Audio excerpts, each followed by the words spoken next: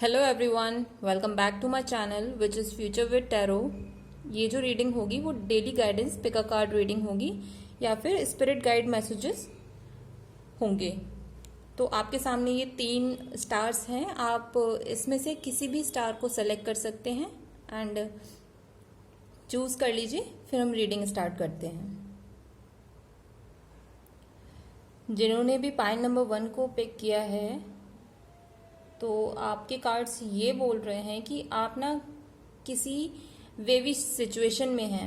Wavy situation in the sense कि आपको पता नहीं है कि एग्जैक्टली किधर जाना है किधर नहीं जाना है। आप बस स्ट्रगल कर रहे हो कि आपको कौन से पाथ पर जाना चाहिए एंड वो पाथ भी ऐसा है कि आपको एग्जैक्टली नहीं पता कि उस पाथ पर चलने के लिए जो स्टेप्स आपको लेने चाहिए वो मतलब एग्जैक्ट स्टेप्स होने क्या चाहिए। मतलब ये आपने देखा कि मुझे ये चीज़ करनी है और एक और ये चीज़ करनी है, मतलब 2 चीज़ हैं आपके पास। आप जो ऐसा आपके माइंड में चल रहा है इस टाइम पे एंड आप ये सोच रहे हो कि मैं उस चीज़ तक जाऊं कैसे। मतलब आपने उसकी चकाचौंध तो देख ली कि मुझे वो चीज़ करनी है, उससे क्या क्या प्रॉफिट हो सकता है या फ्यूचर में मेरे लिए क्या क्या पॉसिबिलिटीज़ क्रिएट होंगी उस चीज़ को करने से।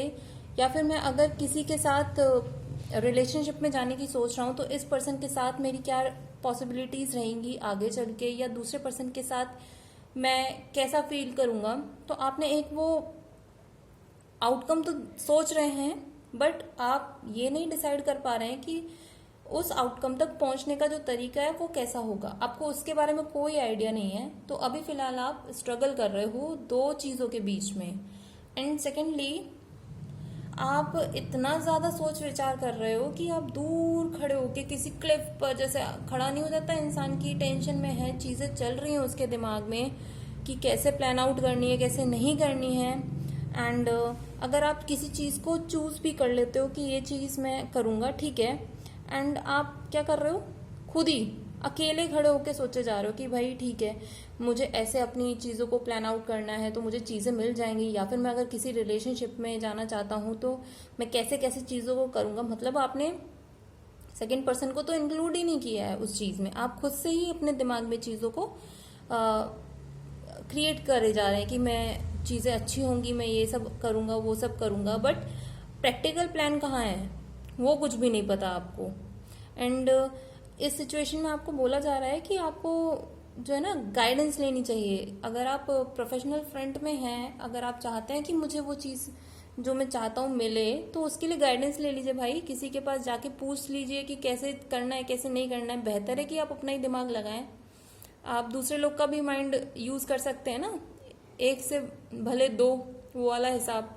तो आप उनसे जाके पूछिए, या फिर अगर आप किसी के साथ रिलेशनशिप में जाना चाहते हैं तो भाई उनके फ्रेंड्स से जाके पूछिए। उनके फ्रेंड्स, अपने फ्रेंड्स से नहीं, क्योंकि अपने फ्रेंड्स कभी कभी क्या करते हैं हमारे बारे में, अगर उनकी अच्छी थिंकिंग होगी तो वो आपको अच्छा बताएंगे कि कैसी चीज़ें करनी है। अगर नेगेटिव थिंकिंग होगी आपको लेके तो वो क्या करेंगे आपकी चीज़ों को बिगाड़ने के लिए करेंगे।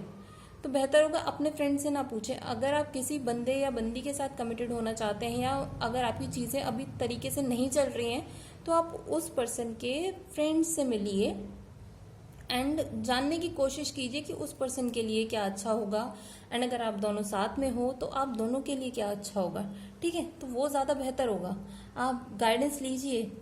और अगर आप बिजनेस में किसी चीज़ के रिगार्डिंग सोच रहे हो कि ये चीज़ मुझे कितना प्रॉफिट देने वाली है कितना नहीं देगी, तो बेहतर होगा आप ऐसे लोगों से गाइडेंस लें जो कि आपको लगता है कि मतलब उस प्रोफेशन में नहीं है बट उनको नॉलेज बहुत है। मतलब कुछ लोग नहीं होते हैं कि जैसे टीचर्स होते हैं जो कि पहले तो स्टार्टिंग में बहुत बड़ी बड़ी पोजीशंस पे होते हैं बट लाइफ के एंड में क्या करते हैं वो कि सारी टीचिंग छोड़कर एक सन्यासी का रूप ले लेते हैं एंड वो चाहते हैं कि वो यूनिवर्स को मतलब थैंक यू कर पाए, जितना उन्होंने यूनिवर्स से गेन किया है वो उनको थैंक यू के रूप में फ्री नॉलेज दे पाए लोगों को। तो आप जाइए उन लोगों से पूछिए जो कि आपकी मदद सही में करेंगे।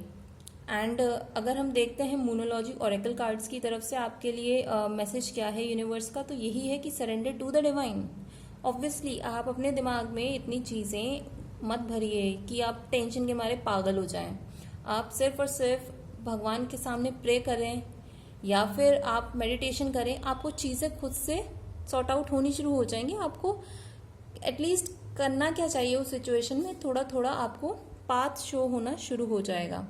तो सिर्फ आप यूनिवर्स को अप्रिशिएट करें, बोलें कि भाई आप हमारे साथ हो हमेशा, उसके लिए थैंक यू। आप अपना ग्रेटिट्यूड शो करें यूनिवर्स की तरफ, अपनी तरफ। जब हम ऐसा करते हैं ना तो हमारी बॉडी में भी 70% अराउंड वाटर होता है। जब आप उसको अप्रिशिएट करना शुरू करते हैं तो चीज़ें अलाइन होनी शुरू हो जाती हैं। ठीक है, तो आप ऐसा कर लीजिए। अगर आपको ये रीडिंग पसंद आई हो तो do like, share, comment and subscribe to my YouTube channel which is future with tarot. जिन्होंने भी पाइल नंबर 2 को पिक किया है, आज उनकी रीडिंग में ये है कि आज आप ना एक फायरी एनर्जी में हैं, आप एक किंग की एनर्जी में हैं जिसके पास सारी चीजें हैं। मतलब आप एक फाइट को जीतने के लिए जितनी चीजें चाहिए होती हैं आपके पास वो सब कुछ है। मीन्स आपके पास प्लान्स हैं एंड आपके पास मिलिट्री पावर है, या फिर आपके पास जो इक्विपमेंट्स चाहिए होते हैं वो सब कुछ है। अगर हम इसे बिजनेस या फिर प्रोफेशनल लाइफ के बेसिस पे देखें तो आप आज के दिन उस पोजीशन पर तो बैठे हुए हैं कि जहां पर आपके पास आपके जो टूल्स चाहिए होते हैं काम करने के लिए वो सब कुछ है आपके पास, एंड वो नॉलेज भी है। एंड वो सारी चीजें होने के साथ साथ ना आपने क्या कर लिया, आपको घमंड आ गया इस टाइम पे। आपने कर लिया है कि मैं राजा हूं, मेरी चीजें होंगी तो सही होंगी, बाय एनी मीन्स मैं उन चीजों को करवा लूंगा। ठीक है, आपको लगता है कि बस उस पोजीशन में बैठे रहने से आपकी चीजें अच्छी हैं और अच्छी होंगी, तो ऐसा मत सोचिए, क्योंकि उस पोजीशन को लेने के लिए ना काफी लोग फाइट कर रहे हैं। अगर आप इसे लव लाइफ के बेसिस पे देखें तो अगर आपको ये लगता है ना कि मैं जिस रिलेशनशिप में हूँ वो चीज़ें अच्छी हैं, बट आप पता है क्या कर रहे हो, इमोशंस को हटा के आपको ऐसा लग रहा है कि बस मैं इस रिलेशनशिप में मतलब प्रायोरिटी पे हूँ, मेरी बात सुनी जाएगी, मैं दूसरे की नहीं सुनूंगा। एंड आपने अपने आंखों पे पट्टी बांध ली है। ठीक है, चीज़ें पता है आपको कि क्या चल रहा है आपके आसपास या आपके पीठ पीछे क्या चल रहा है वो भी आपको पता है, बट आपने आंखों पे अपनी पट्टी बांध दी है एंड आप उन्हें उन चीज़ों को इग्नोर कर रहे हैं। तो अगर आप ऐसा करने वाले हैं ना कि अपने हथियार डाल दिए, उनकी तरफ देखना ही नहीं है, क्योंकि आपको तो लगता है कि हम जो भी कर रहे हैं हमारे ही फेवर में होगा, एंड अपनी आंखों पे पट्टी बांध के बैठे हुए हैं, सोच भी नहीं रहे हैं उस चीज़ को लेके कि अगर कुछ गलत हो जाता है तो आपके पास नेक्स्ट प्लान क्या है। मतलब आप सोचना ही नहीं चाह रहे, आपको ये लगता है कि अगर पॉजिटिव है तो पॉजिटिव ही रहेगा, ऐसा कुछ नहीं है। अगर आप ये सब सोच रहे हैं, आपको कंपटीशन बढ़ने वाला है, चाहे आप प्रोफेशनल फ्रंट पे देख लीजिए या लव फ्रंट पे देख लीजिए, दोनों तरफ से ऐसा कुछ होने वाला है कि आपको कंपटीशन करना पड़ेगा, आपको अपनी वीकनेस पे काम करना पड़ेगा। अगर आप अनदेखा कर रहे हैं किसी चीज़ को, आपको उनको देखना पड़ेगा। अगर आप ऐसा नहीं कर रहे हैं तो यूनिवर्स फिर आपको अपने तरीके से दिखाएगा चीज़ें, क्योंकि यूनिवर्स की दिखाने की तरीका ना ऐसा होता है कि वो आपको फिर जिंदगी भर के लिए एक वो लेसन देकर जाता है।